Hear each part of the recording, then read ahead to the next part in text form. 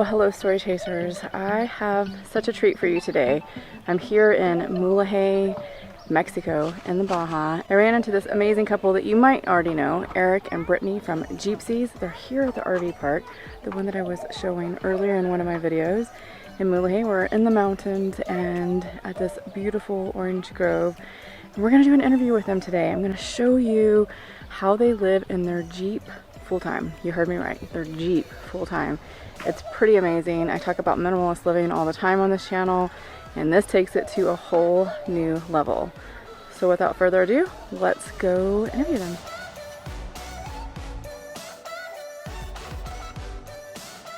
So here we are, guys. This is Eric, Caspian, called the Little Nomad, and Brittany of Jeepsies.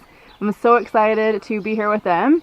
So why don't you guys tell us a little about yourself and how you got started RVing? Back in February of 2014, exactly 6 years ago, we sold everything and moved into a 40-foot diesel RV. It was a big one. It was a really big RV, but small in comparison to what we scaled down from. And a few years later, this little guy was born, and at 1 day old, Caspian, you came home to your home on wheels, and it's all Caspian knows is full-time travel. And after a few years, our wanderlust needed to spread its wings a little bit more, so we sold our 40-foot diesel RV and moved into our Jeep Wrangler. My goodness, look at that. So Amber, thank you so much for taking the time to check out our home and everything. It's been an amazing journey so far. We're excited to show it to you, so we'll just give you a little tour.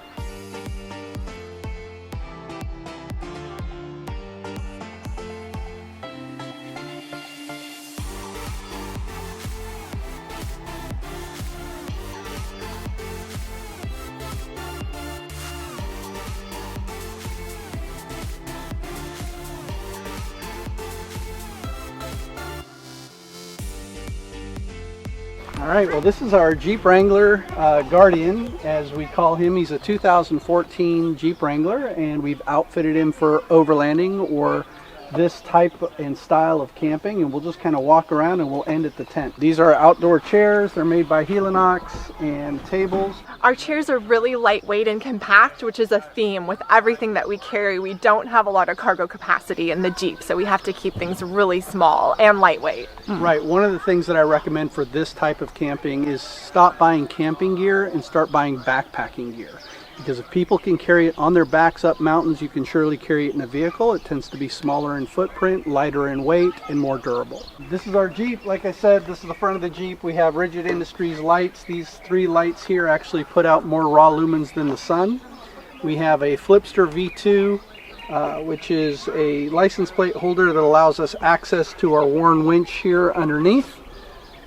This Flipster is made by Cascadia 4x4, who also makes this solar panel. This is actually a prototype solar panel.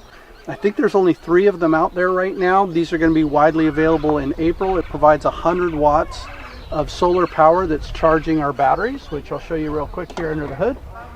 We've got a dual battery system made by Genesis Off-Road with 2 dual Optima yellow top batteries. This is our charge controller for the solar panel, so it's constantly feeding power there as long as the hood is getting sun.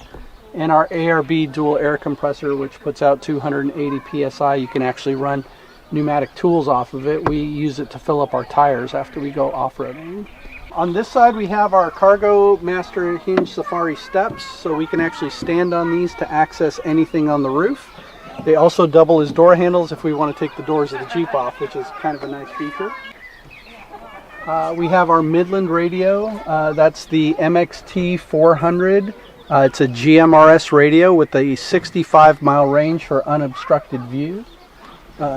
We also have the Garmin InReach Explorer Plus, which is a satellite communication device, which we use for safety. It's probably the most important piece of gear that we carry inside the Jeep.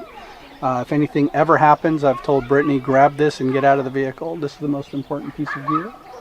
This is just called the Vector E-Dock. It basically holds all of our clamps to attach phones and other devices. These are our switches that turn on the lights and the air compressor and whatnot in there. So this is where you can see cargo capacity is everything. We know where everything in this vehicle is. It is a very minimalistic lifestyle. We can only carry what we can carry, and everything that we have goes with us everywhere we go. So unlike most Overlanders, we actually travel full-time. We don't have a house or property, so everything we carry has a place and a purpose, and we need to be prepared for pretty much everything all the time and be available to have all 4 seasons worth of coverage. So in here you can see it looks kind of like a mess. It's actually a lot more packed than this one. We're fully packed out because right now a lot of our stuff is in the tent, which we'll show you in a moment.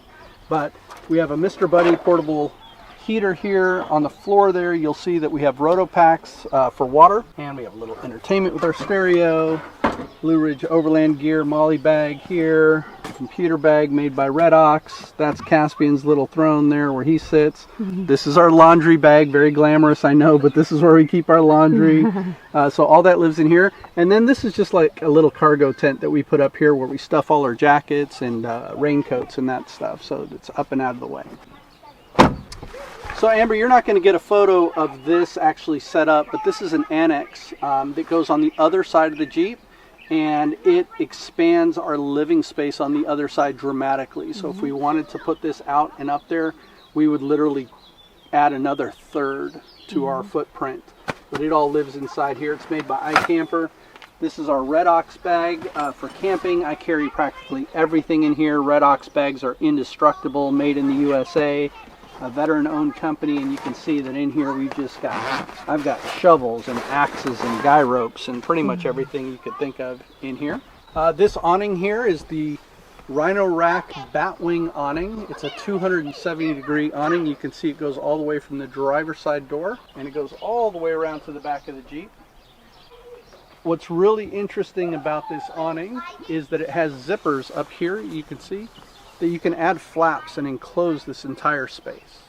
We don't have those yet, but after this trip we're actually considering getting those. This little table here is the Outback Trailgater table. We got it from Rebel Off-Road, and it basically just folds down and a bamboo cutting board slides out here. So you can use this for preparing food, and this is all food grade stainless steel. This here is our power station. It's the AimTom Raptor. It's 540 watt hours of power. It has all kinds of outlets here. It's got 3 USB outlets, a Type-C outlet, a 12-volt outlet, AC grounded, and it's can be charged by the sun as well. So it's a constant state of power. As far as power consumption goes, we get a lot of questions about power consumption. Again, this AimTom provides 99, right now it's showing 99 hours of power. As long as we keep this topped off, we have electricity for days. How do we do that? Well, we have the 100-watt solar panel, and we can actually connect this device to our solar panel instead of to our batteries. But we also have that dual battery system that I showed you, and that dual battery system can actually keep the entire system operational for days on end. As soon as we start the vehicle and we're driving to our next destination, the alternator also charges those batteries back up. So we're constantly running around with basically 3 full batteries everywhere we go. Speaking of power consumption, this is our ARB fridge. This is a 50-quart fridge. It actually can freeze ice cream in 90-degree ambient temperature while drawing less power than a desktop computer. It's a phenomenal refrigerator. It's designed for off-road use. It'll function at 30 degrees of incline. It has rounded edges. It has steel bars for carrying, and it's got quite a large capacity, as you can see here.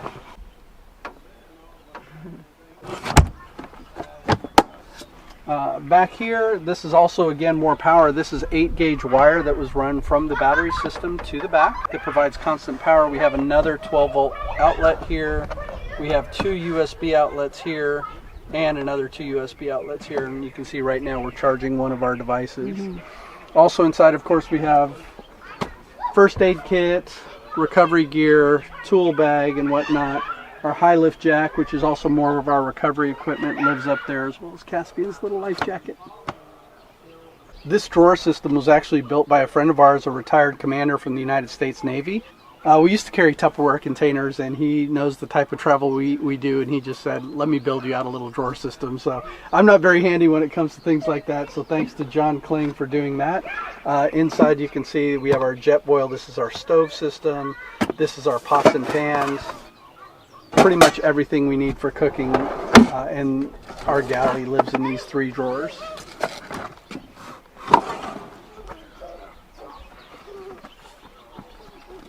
So we carry a lot of weight on the back of our tailgate. This is not a standard hinge carrier. This is actually this hinge carrier, which you probably won't be able to see too much. But right here, this and this is made by TerraFlex. TerraFlex makes this. It's called the JK Alpha Hinge Tire Carrier, which is designed to support all of this weight. Inside this container, which is the Titan Fuel Tanks Trail Trekker 2, it carries 12 gallons of extra fuel, which allows us to go off-grid for extended periods of time. We can actually fill up our tank from an empty tank to over half a tank with just this external tank, and it takes 6 minutes to transfer the fuel from this to our other tank. We have our Max Tracks, which are good for recovery gear, bridging, and leveling. They are locked onto the vehicle with a cable lock for a bike. This is our Blue Ridge Overland Gear extra large tire bag, which is basically a glorified trash bag, but it's one of the things we use most frequently because we really believe in treading lightly. We always make sure whatever campground or place that we stay at, wild camping area, is cleaner than when we got there when we leave. iCamper also makes a shoe rack for going up the ladder. You don't want to track a bunch of stuff up into your tent. And so that's what that is there. And I'll show you one more thing before we look at the tent, which is in here. We talk about minimalistic use. This little cooler is actually Caspian's toy box. And so all of his toys are in here that we take with us on the trip. However, if the refrigerator were to ever go down, then we have something that we can, at least for emergency purposes, store something and keep it cool. And yes, we do travel with a vacuum. Don't judge us. You haven't lived this life the way we live it. We use this all the time, this little Dyson. Brittany takes it up to the tent, gets all the sand and everything out of there, and keeps our home nice and clean with this Dyson.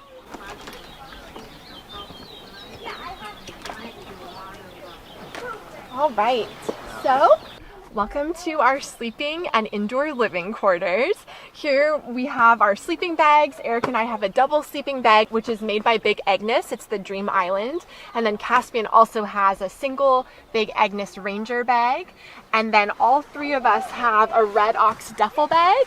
And basically, if it fits in the bag, it goes. So this is Caspian's, and mine is over in this corner. Note that it's the smallest out of all 3, which I'm very proud of. And then Eric's bag is over here, which is the largest of all. Yes.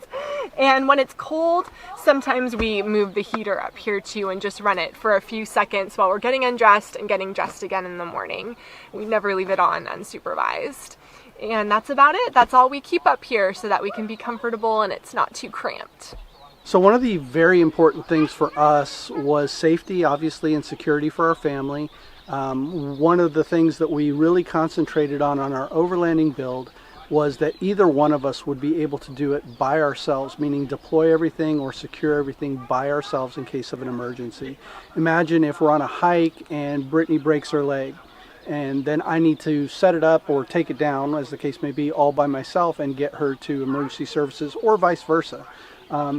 Everything here that you see deployed can be done by one person, and Brittany is proficient at it as well as I am. This tent actually deploys in 45 seconds. So if it was completely shut down, we could have it completely set back up and ready to sleep in 45 seconds. The awning there deploys in 1.5 minutes, and again, that's a one-person operation to deploy that in 1.5 minutes. As far as stowing the tent takes about 2 minutes to stow. So from where it's sitting here, we can have it completely shut down and ready to drive down the road in about 2 minutes, and the awning takes about 2.5 minutes to stow. So one of the questions we get asked all the time is, but what about facilities? What about the bathroom? How do you do that? Well, a lot of times we do wild camping, which means we're out in the middle of nowhere, and if we're in the middle of nowhere and we just need to go number 1, then we just go out number 1. Nobody's around us. However, we also have this, which is called the Thunderbox. And it's an Australian-made company, and basically it's a toilet. So basically the Thunderbox just opens up like this. And you set it down like this, and it has a lid just like a toilet back home. There are biodegradable bags that can live in here. You can dig a hole, put the biodegradable bag in there, do your business, and then at the end of the day just make sure it's covered up so that it can degrade back into the earth. and it's pretty standard height. It's very sturdy, really, really well made. No complaints. So one of the things that we found is that when you have wanderlust, it can't be quenched. And once you feel like you've done something, you have to push out of that box and find something new to do. And so that's how we found ourselves moving out of RVing and into overlanding, which has more of an emphasis on 4x4 travel, always off-grid, no hookups travel, and also is crossing borders usually is a big part of overlanding. And so that's why we downsized to the Jeep, and last year we did 2,000 miles through the interior of Mexico, south of Mexico City, with Caspian, who was a new 2-year-old at the time. And that was a successful experiment. We didn't even know whether we would like overlanding, but we really did. So now we're doing 2 months through the Baja Peninsula. We're, I don't know, 3/4 down now, I guess, in Mulegé. And we have pretty big goals. In 2 years, in January 2022, our goal is to embark on a trip to the tip of South America. And after that, that might take a couple of years. We want to drive around the world. And so I'm not sure whether we'll do it in this or maybe some kind of box truck, Unimog type build. We're still figuring it out and seeing what works for us, but we're definitely in this, and this is a lifelong journey that we're on. This is really important to us. It's important to us to inspire and empower and encourage other people. We have a family mission statement, which is to love, explore, study, and share. And that's our passion. We want to love on people.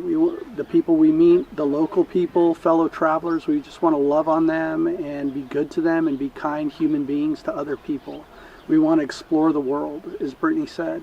We want to study not only the locations that we go to, but the history and the culture, and just really get something out of everywhere that we go. And then once we have this information, we want to share it with the world. This is life for us. What we do want to do is be a valuable resource. So we write articles on our website, which is Jeepsies.com. So it's just informational for people to go over there, take a look at things, and be inspired. Eric and Brittany, I just want to thank you so much for showing us your home and telling us all about your goals and your story. It's truly touched me. I love how you're inspiring people. And so if anybody wants to go find out more about what you do and how you do it, where can they find you?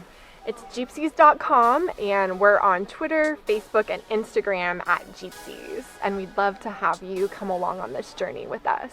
Thank you so much. Thank you, Amber.